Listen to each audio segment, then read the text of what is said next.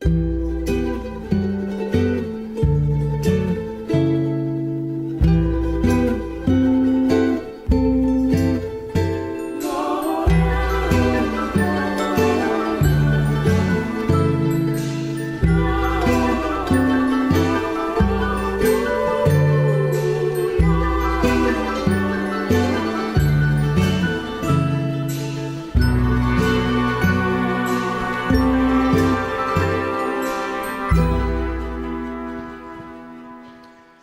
good morning. Good morning, everybody up at Church Hill. We continue to pray for you through your rail fiasco and some of the difficulties you're going through. Everybody over at the warehouse and at the fire hall, and those of you joining us online, we're so thrilled that you're here today and here at the factory. Can I tell you something? I love stories. I love stories. And my guess is that you love stories as well. But why? Why do we love stories so much? Well, I have a theory, and I might be completely wrong, but I'd love to share it with you. I think that stories allow us the rare opportunity to time travel. I mean, every time you pick up a book and you sink yourself into that chair, every time you lower yourself into that theater seat, you are strapping yourself into a time machine like no other experience in life. It's absolutely remarkable.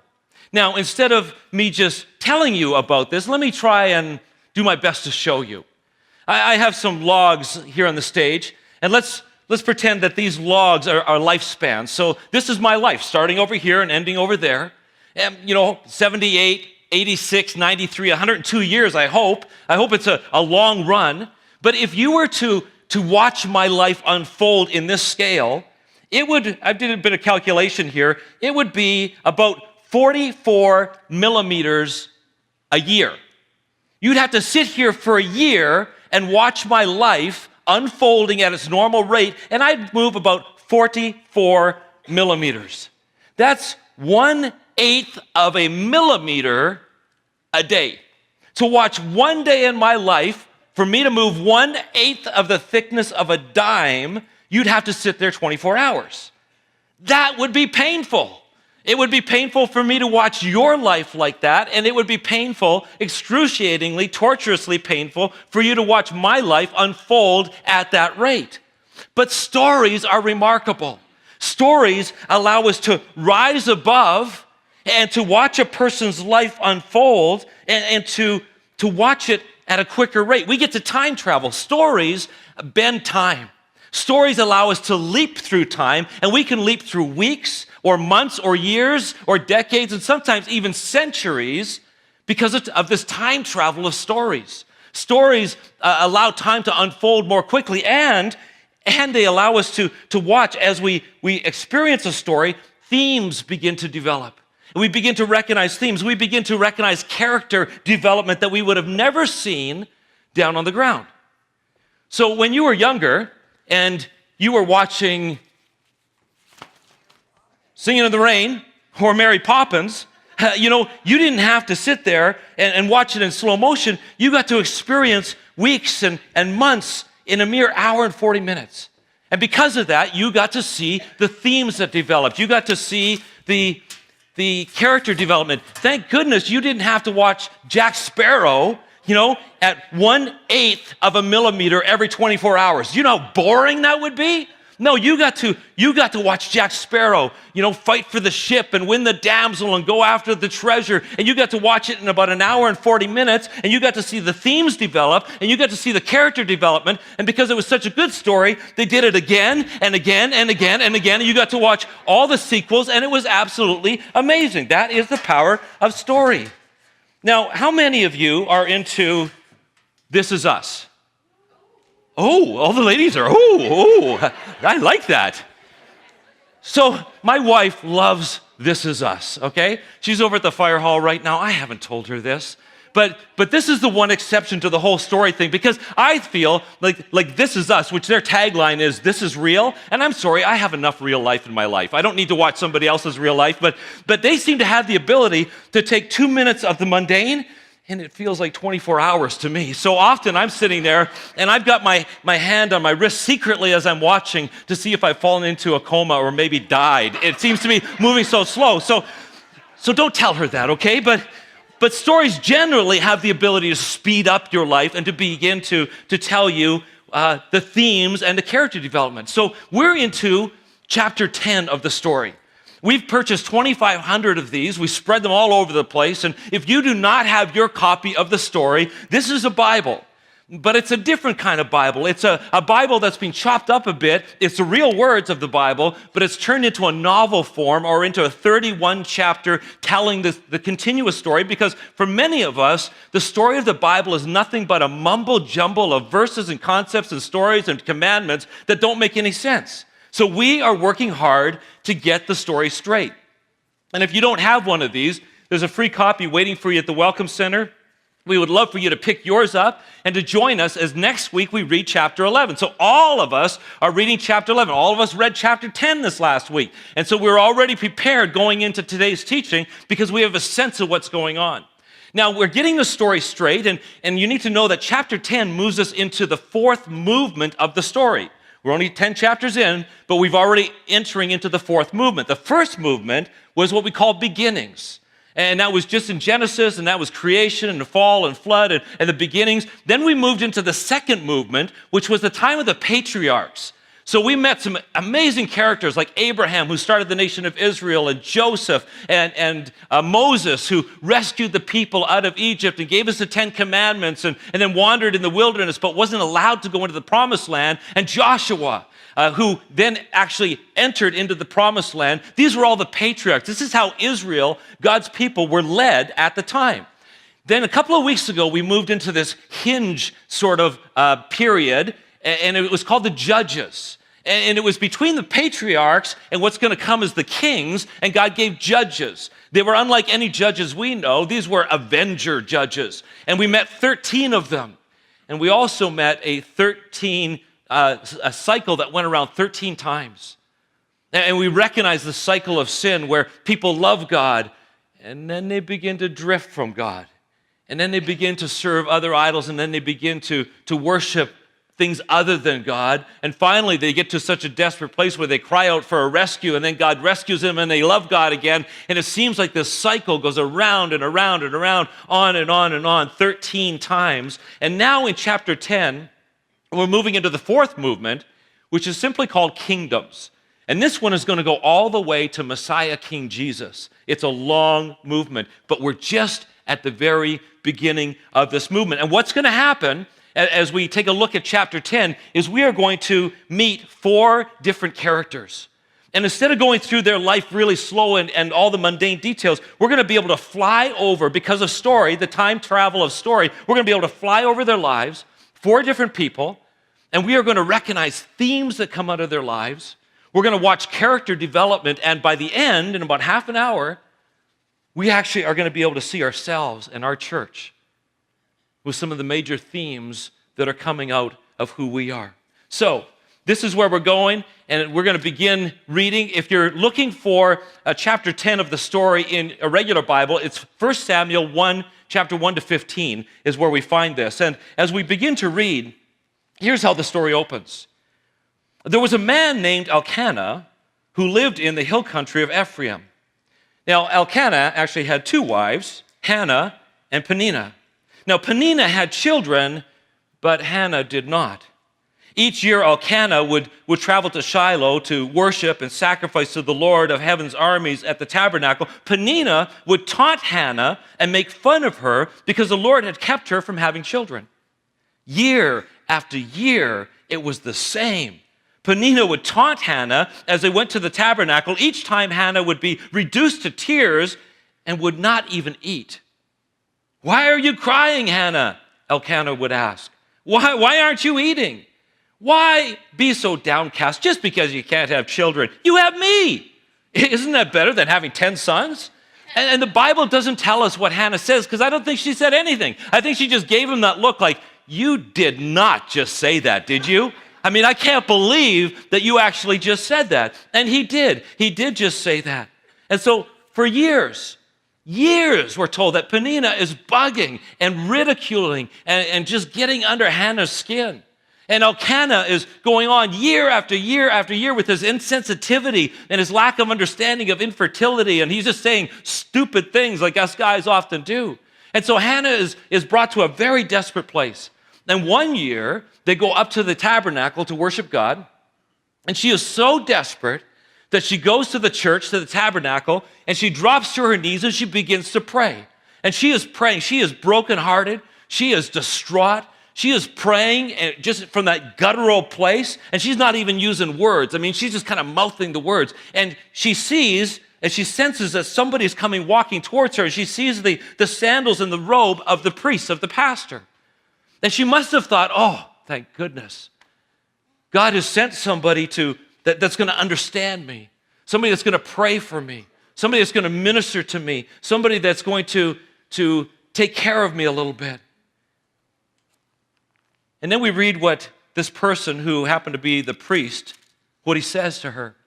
This priest Eli says, "Woman, how long are you going to continue drinking, making a spectacle of yourself? Stop drinking wine and sober up already." I mean, as you take a look at Hannah's life, you begin already, as we fly over her story with some time travel, we begin to see something here that's emerging. Hannah is a misunderstood woman. Peninnah is threatened by her and misunderstands her and ridicules her. Her husband Elkanah does not understand her and doesn't understand what she's going through. And even her pastor, who should be ministering to her, thinks that she's a drunk and causing a spectacle. She is a misunderstood woman. In fact, we learn something of a theme from this vantage point. Not only is she misunderstood, but as we get to know Hannah better, we realize that she is misunderstood but faithful. This is really important.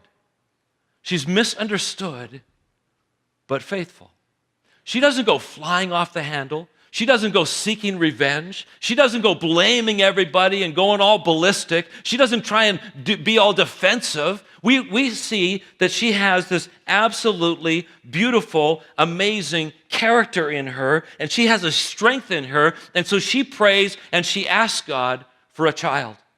It's like the crosswinds of ridicule and the crosswinds of shame and the crosswinds of misunderstanding are blowing across her life. And you know what she does? She grabs onto the rudder of life with both hands and says, "I will not be blown off course." Hannah's an inspiration. In fact, as you look at the theme that develops from Hannah's life, you begin to wonder, wow, if I was going through that kind of misunderstanding or that kind of trouble, would I be as faithful as she is? She's amazingly faithful. So God hears her prayer, and God gives her a son. And his name is? Samuel. You read the story, right? At least 3 of you did up here. That's great. You're supposed to read the story, right? So be reading chapter 11 this next week. But his name is Samuel. And so she says, "Listen, God, if you give me a child, I will not only dedicate him at child dedication time, I will give him to you. He can be a Nazirite. He can work in the tabernacle alongside the priest." And sure enough, that's what happens. And she has a child, Samuel. She gives him to the temple, to the tabernacle, and he grows up there. And so one night, he's in his little bed, and he hears his name being called, right? Somebody calls, "Samuel, Samuel." And so he jumps out of bed and he puts on his Spider-Man robe and he puts on his Batman slippers and he runs over down the hall to Priest Eli's room and he runs in and he says, Mr. Eli, here I am, you called." And Mr. Eli rolls over with his big girth and he makes the bed squeak and he says, "Kid, I didn't call. Go back to sleep." So Samuel kind of walks back slowly and takes off his robe and slippers, gets back into bed. He's just about drifting off. And he hears his name being called again. "Samuel, Samuel." And he's like, "Oh man," so he forgets the robe. He just puts his slippers on, but he's kind of hopping down the hallway. He doesn't quite have them on right, and he bumps into the wall, and he runs into Mr. Eli's room, and he says, "Mr. Eli, here I am." Mr. Eli, I'm here. You called me." "Well, what? No, kid, stop playing games. I didn't call you. Go back to sleep." Samuel goes back to his bed. He's just drifted off to sleep, finally. And he hears his name being called again. And he wakes up and he forgets about the robe and forgets about the slippers. And he runs to Mr. Eli's room again. Mr. Eli, I'm here. What would you like? And this time, instead of scolding Samuel, Mr. Eli says, could it be? Pardon me? This can't be really happening. What? He wouldn't be talking to you. Me? What's going on? Listen, Samuel. If you hear the voice call your name again, simply say, Lord, here I am. I'm listening. Speak to me. Your servant is listening. And so, sure enough, God has broken a silence. See, God has been silent for a long time. But God finally found a woman of character, and then he had this child born that was dedicated to his temple, a kid of character. And now he breaks his silence and he speaks to this kid, and he gives him a really tough message. He says, I have a message for Eli, for the priest. And here's the message. The message is judgment is coming. The hammer is about to fall. You think that you and your sons, who are also priests, can go on blaspheming me, but you can't. And because you did not deal with your sons, it doesn't matter how many sacrifices you give, I will not forgive you. The judgment is death. This is the message that this kid has. So the next morning, Eli says, hey, did that voice come back? Yeah. What did he say? You don't want to know. May the Lord deal ever so severely with you if you don't tell me, Eli says. And so he says, gives him the message. And Eli, in humility, simply says, may the Lord do what the Lord is going to do. Now, you might be sitting there thinking, what the heck? What the heck did his sons and Eli do to deserve judgment of death? Well, it turns out that Eli had made his two sons priests in the tabernacle. And these two sons were very corrupt. So they were taking the sacrifices for themselves. In other words, when the offering basket was passed, they were dipping in and taking 50s and 100s, as many as they wanted. They were padding their own lives. Plus, there were women that were coming to worship at the tabernacle, and they were having sex with those women in the church foyer. And they were having sex with those women in the church sanctuary.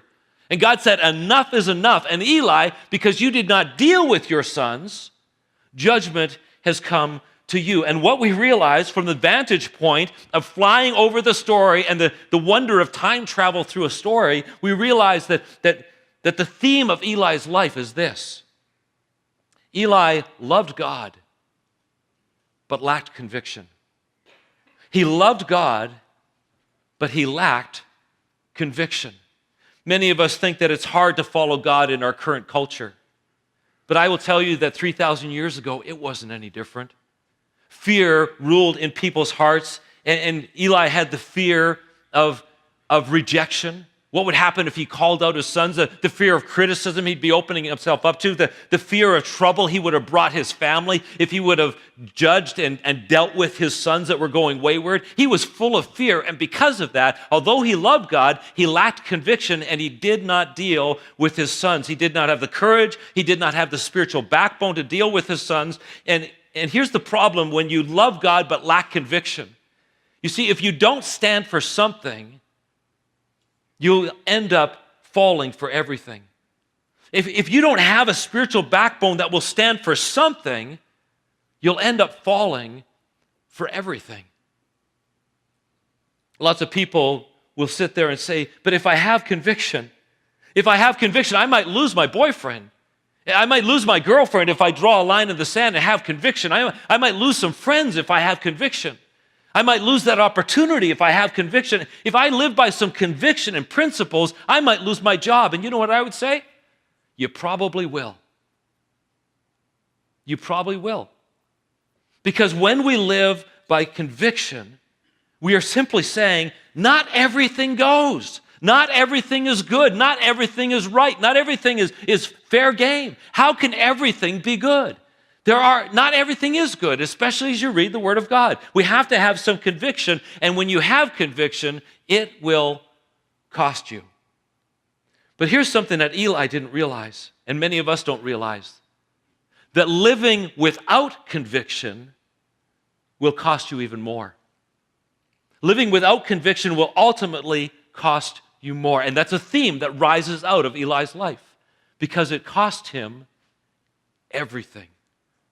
Some of us need to begin to not only love God, but we need to begin to have some spiritual backbone. We need to learn to live with some conviction. So in a land where everybody was doing what was right in their own eyes, in a land where God hadn't spoken for quite a long time, God finds a faithful woman who, although she's misunderstood, she's faithful. God raises up this kid who is faithful, and we read at the end of 1 Samuel chapter 3, it says this, "And Samuel grew up, the Lord was with him, and everything Samuel said proved to be reliable." Samuel became the final judge. Samuel went as an avenger judge, and he led battles for Israel, and they won. He brought order to the land. People listened to him. His leadership was respected. He got rid of the idols in Israel. He got rid of the sexual immorality, and he had conviction, and he called people to worship God with their lives. And because of that, he was a wonderful success. He was a wonderful success. We often think that the biggest challenge to our relationship with God is trouble. We often think if I fall into some sort of trouble, financial trouble, relational trouble, if I have some sort of health trouble, that's going to be the biggest challenge for me and God. We're going to have troubles then. You know what? Trouble and difficult circumstances are not the biggest challenge you have in your relationship with God. Do you know what is? Success. Success is a way bigger challenge in your relationship with God.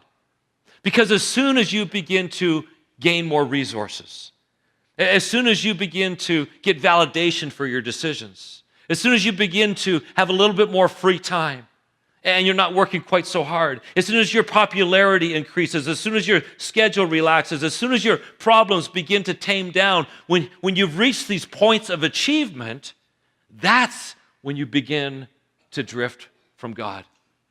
That's when you begin to forget who God is. And you begin to see yourself as being bigger than God. So Samuel has all these successes. He has these wonderful successes going on in his life. And as he does, we find out that he goes out and he leads a battle. And after the battle, which he wins, we read this. Samuel took a single rock and set it up between Mizpah and Shen, and he named it Ebenezer. Over at the warehouse, you sang a worship song this morning that had the word Ebenezer, the name Ebenezer in it. And you might have thought, what in the world is that word doing in this song?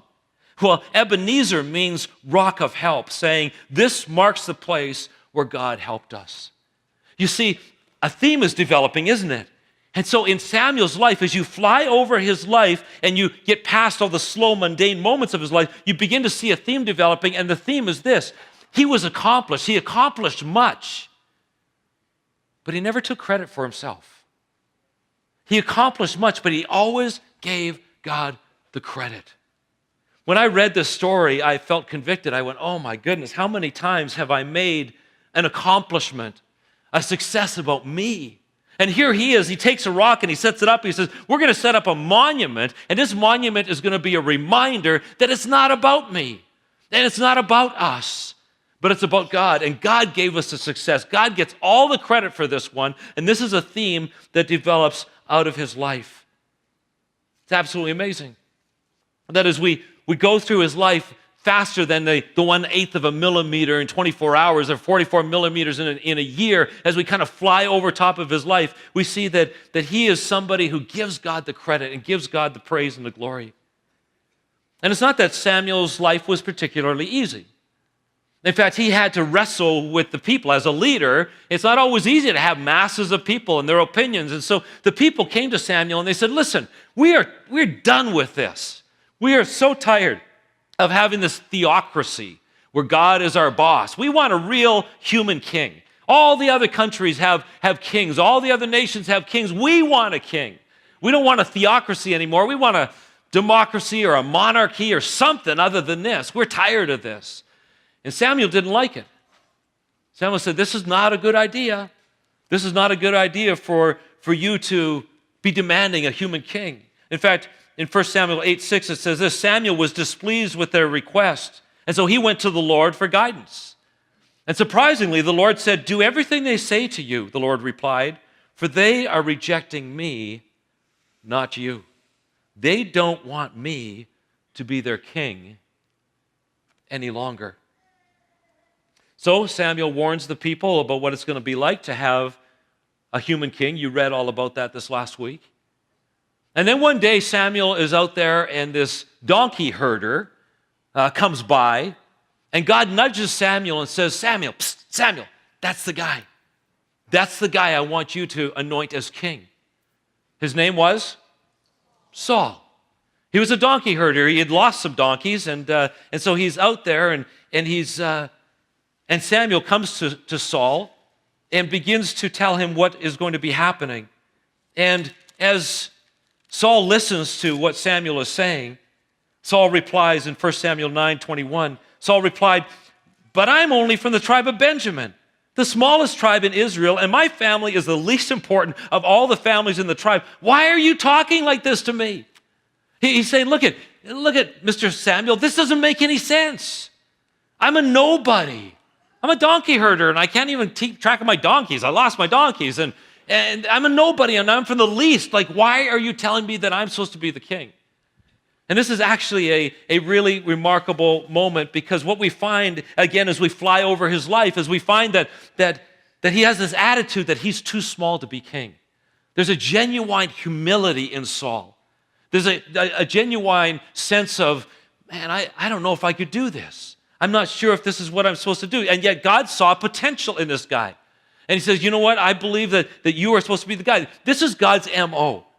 God, we've read it before. God keeps doing it. He keeps choosing people that are least qualified from the smallest tribe, with the smallest resume, with the least amount of experience. And he says, okay, now that the odds are stacked against this whole venture, now I want to fill you and use you, because these are the people that God can use. And so if God is nudging you, and God is giving you a dream or a calling or a sense, please don't sit there and go, I'm a nobody. I could never do that. That's the whole point. You are a nobody and you can never do that, but he wants to fill you. And he wants to use you to do something absolutely miraculous, so he gets the credit. You don't take the credit, but he takes the credit. And so we've got this king this guy that's about to be king that feels like he doesn't deserve to be king, but yet God has chosen him to be king. And there's this amazing moment where Samuel gathers all the nation of Israel together. And he says, hear ye, hear ye.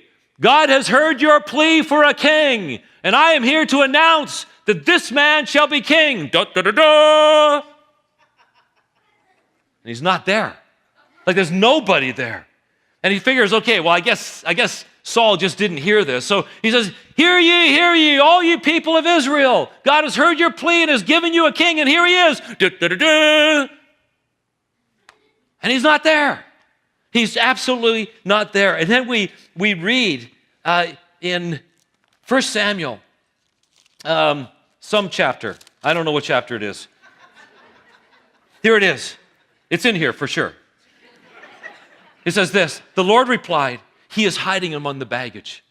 He's hiding among the baggage. So they went out and they found him. He didn't think that he was worthy of this. He was scared to death to step into this position. And they brought him out, and he stood head and shoulders above everyone else. And then Samuel said to all the people, this is the man the Lord has chosen as your king. No one in all of Israel is like him. He has so much potential. This is going to be amazing. And all the people shouted, long live the king. He said, this is going to be absolutely great. Now, it didn't take very long as we fly over his life to realize that he went from being too small to be king to now thinking, maybe I deserve this. And so he started fighting battles, and in his first battle, he called the warriors of Israel. 300,000 warriors came, and they fought with him, and they won the battle, and it was amazing, and he had success. And the more success he had, the more it kind of went to his head, and we begin to watch this character development as we fly over top, and now he's in a place where they're about to fight another battle, and Samuel, the prophet, says, listen, here's how this has to work. You have to go and you need to worship first, and after you're done worshiping and we've done a sacrifice, and you wait for me because I'll come. Once we're done the sacrifice, then you go out and fight the battle. But But he's on a mission. He's on a clock. He's got kingdoms to take. He's got a mission to accomplish. He's got things to prove. And so he waits for a while for Samuel, but Samuel doesn't show up. And so Saul sits there and goes, well, you know what? I might as well just take matters into my own hands. And so he performs the sacrifice himself. And then you'll remember that Samuel comes, and Samuel goes, what have you done? What have you done? And we learn that the guy who was too small to be king is now too busy to worship. He's too busy to give honor and glory to God in a proper way. He's on a mission. He's on the clock. He's got to get things done. He's going to be a success. This worship thing was just something that sort of was standing in his way. It was just a hoop that he needed to jump through. He's too busy to worship. I wonder how many of us would find that being a theme of our lives. You see, whenever we come to worship, everything about worship is about pointing to God. When we, as you have today, taken time out of your schedule and set it aside and said, this is a priority, this is worship. The bowed head, the bent knees, the hands lifted, empty hands lifted to heaven, the words saying, I surrender all. My life is yours. You are God and I'm not. Everything about it is about humility.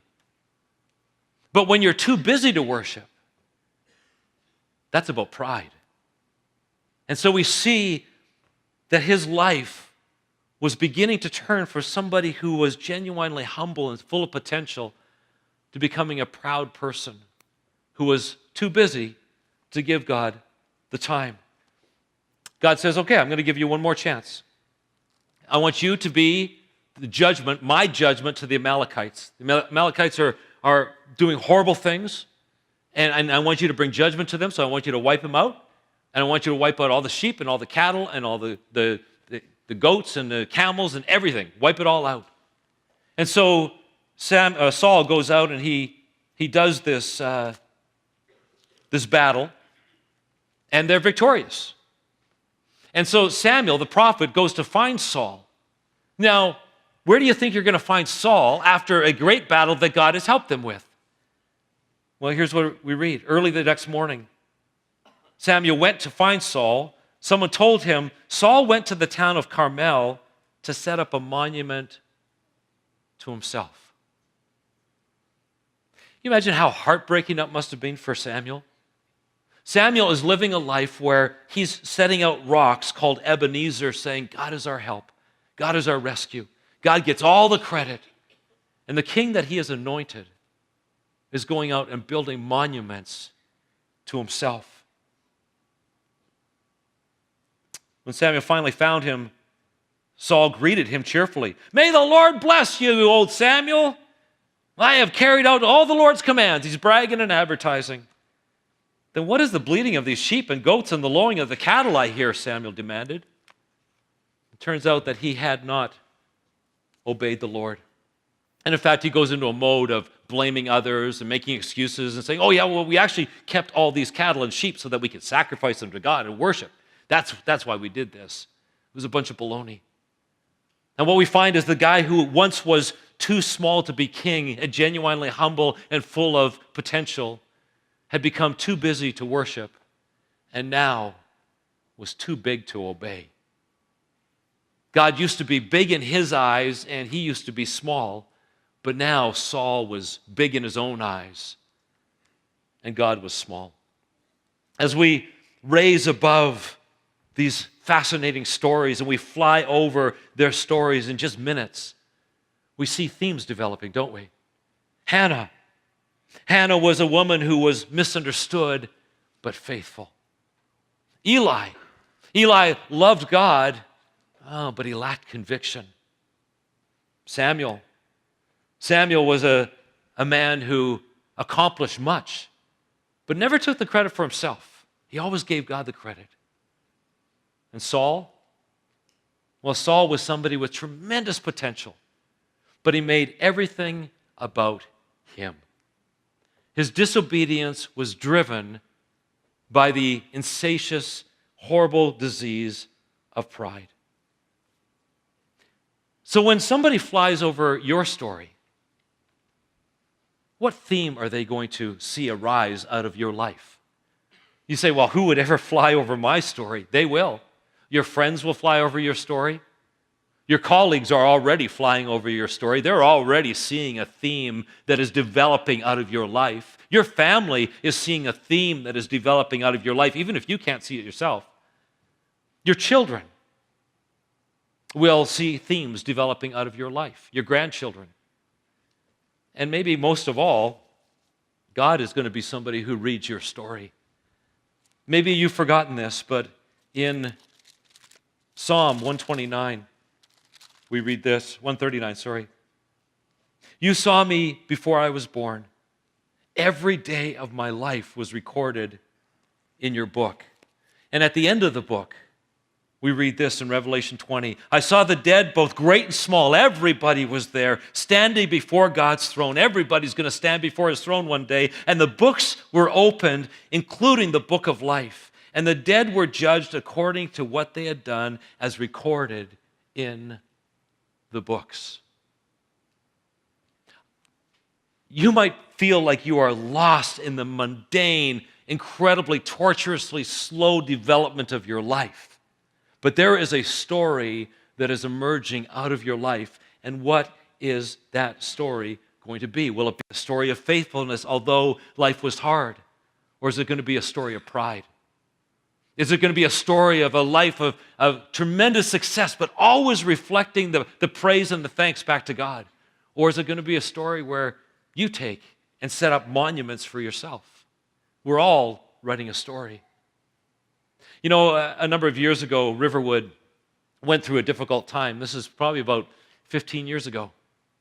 You see, based on a conviction that I had as lead pastor at the time, I believed I needed to terminate the employment of one of our pastors.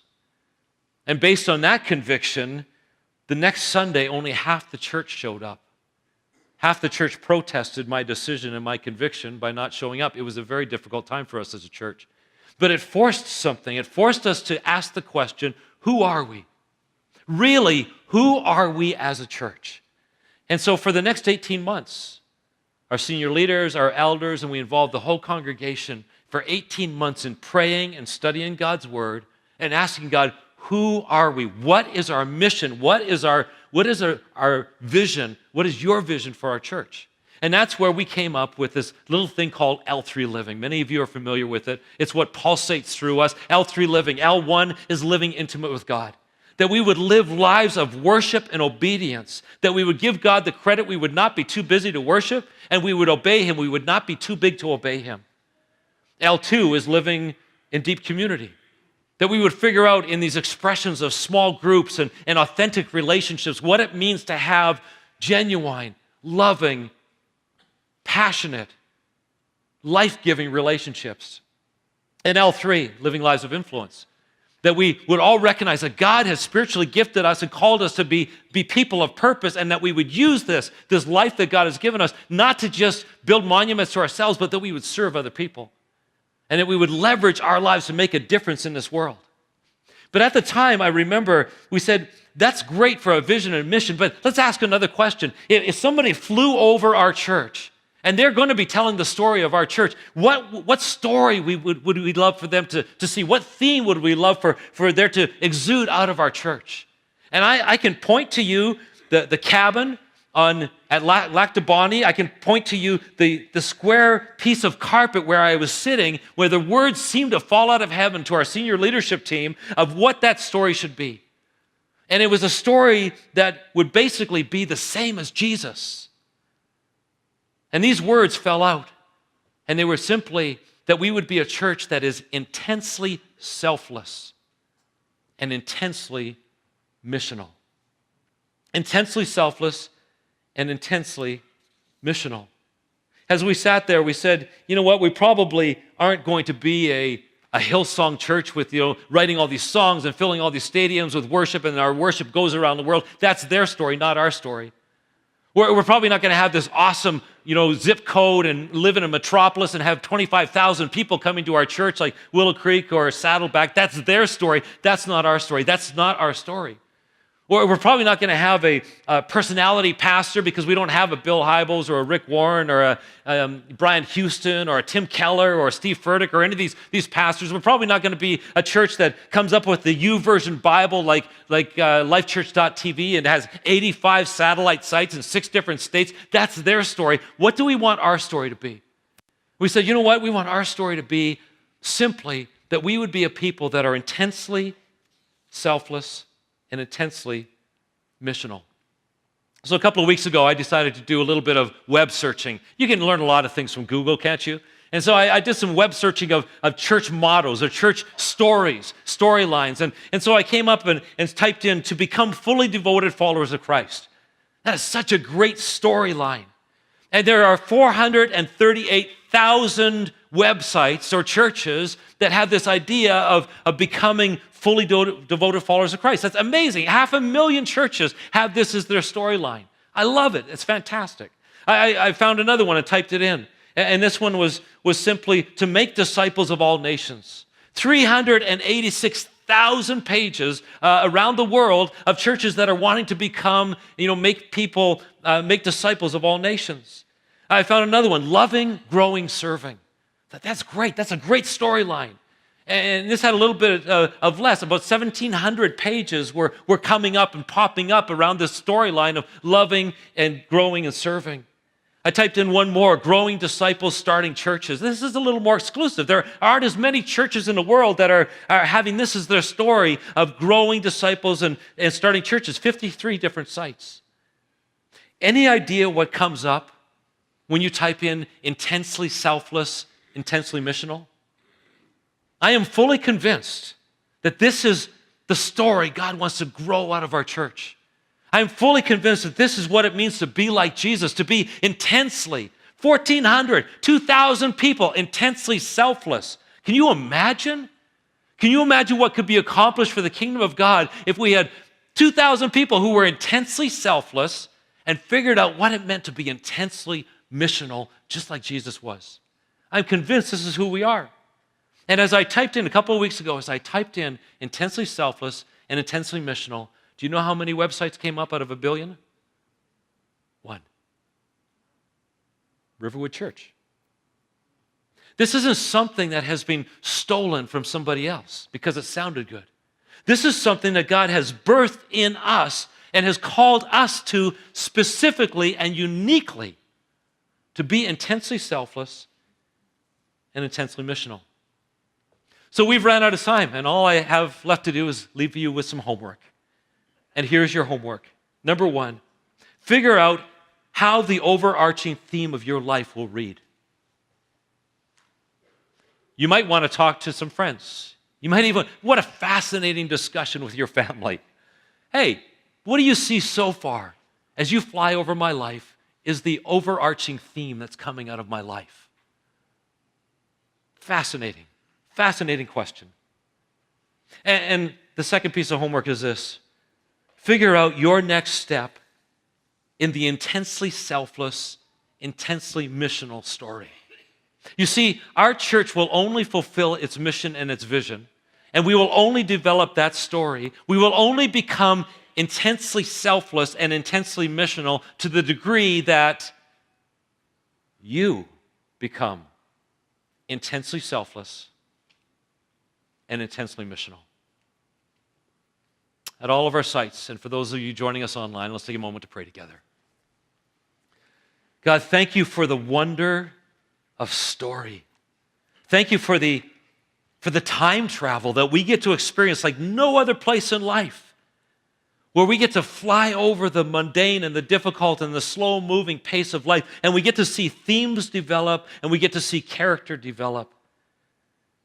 And God, thank you for the stories of Hannah and Eli and Samuel and Saul. But in this moment, we're genuinely wondering what story will be told of my life. And how can I begin to write the story that would honor God? God, I thank you for the uniqueness that you have planted into our church. And although we are a rather obscure, easily ignored gathering of people in a bunch of old recycled buildings on the back alley of a kind of street in Elmwood. I believe you want to rock our world through a people that are intensely selfless and intensely missional. Help us not only to figure out what that is, but help us to be that, just like Jesus. In Jesus' name, amen.